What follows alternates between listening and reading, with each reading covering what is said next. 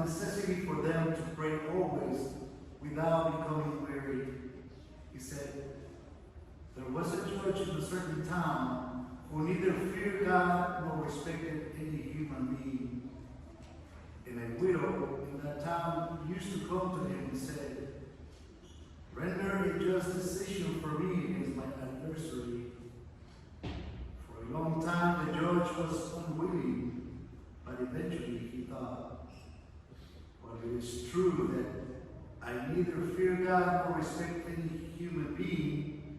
Because this widow keeps bothering me, I shall deliver a just decision for her, lest she finally came and strike me. The Lord said, pay attention to what the dishonest judge says. Will not God then secure the rights of his chosen ones who called out to him day and night? Will he be slow to answer them?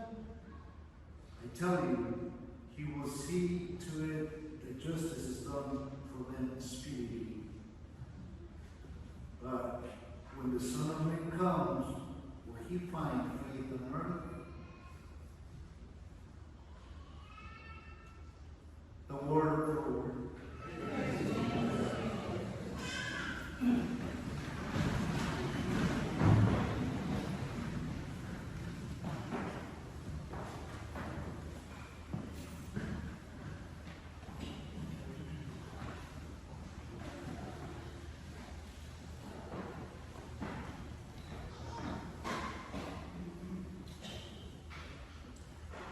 Well, brothers and sisters, it's interesting and it's beautiful that the gospel of this Sunday, as the gospel of last Sunday, they finish with the same word, which is faith.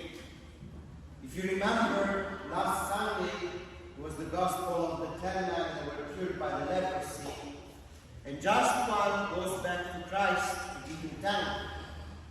And the Lord tells him, your faith has saved you. And the gospel of today put these questions. When the Lord will come on earth again, when the Lord will come, will he find faith? And this is important, brothers and sisters, because this is the question that we should ask ourselves. If the Lord comes, will he find faith in me? Will he find this desire to have a relation with him in faith? Or the Lord will find something else? Or the Lord will find my worries? Or the Lord will find my effort to find a solution to my problems? Or the Lord will find me looking for this, for that? Or the Lord will find faith in me? And the word faith is the key to understand all the scriptures this Sunday. Because it is true that this Sunday appears in the scriptures the attitude of prayer. And prayer is strictly connected with faith, because when we pray, we ask the Lord to inflame in us His gift. We ask the Lord to give us the gift of faith. And they are connected one with the other. But this Sunday also teaches us what is prayer, why is it so important for us, why is it so important, why is it so connected with our faith to pray. And what is prayer? The first reading, it's wonderful, because it seems that there is this battle between Amalek and the people of Israel. And then Moses, when he lifts up his hands, Israel wins the battle. But as soon as he gets tired, Amalek conquers Israel. And we might say how this connected to praying is really connected, brothers and sisters. Why? Because to pray is a fight. To pray, we enter in a spiritual battle. We have to enter in a spiritual battle that pushes us to enter in this fight. Because many times to pray, we have to fight against the temptation of doing constantly things. Many times we have to enter into fight against our thoughts, our idea, our desire.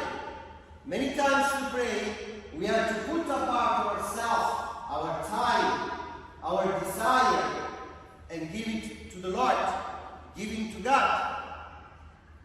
But this is important because if Moses was helped in this battle, you see that at one point Aaron and Hur sustains his arm. We are helped too in prayer, because maybe sometimes it's difficult for us. We need to be honest and recognize that sometimes it's difficult. Well, the church comes to our help.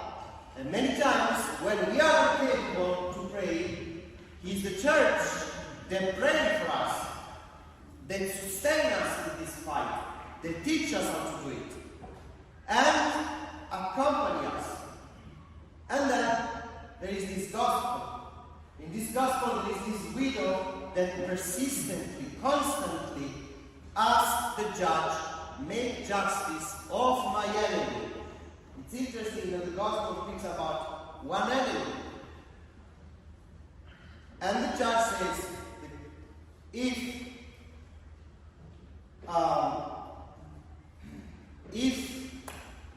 I'm not going to do it because I'm afraid of God or some other person, I'm going to listen to this widow because of her persistence. Because she keeps coming to me and she keeps bothering me. And what does it mean for us to be persistent in prayer? It means, brothers and sisters, to have this dialogue constantly with the Lord. Because prayer is much more than just to pick up our rosary or to spend time here in front of the Blessed Sacrament of the church. It is much more deeper, because to pray means to have a constant dialogue with God. And if we have a constant dialogue with the Lord does justice of our enemy. And who is our enemy? Our enemy is the devil. That tells us constantly lies. That tells us in our life there is always something wrong, and makes us unsatisfied. Instead, when we dialogue in prayer with Jesus Christ, the Lord comes to console us. He comes to assure us. He makes our faith stronger. And He makes us to see that everything is perfect for us. And that the Lord, as the Gospel says, He will be faithful with the one that He chooses, that He elects. That He will be faithful. He won't last long, that the Lord will come to us and fulfill all the desires of happiness that He puts inside of us.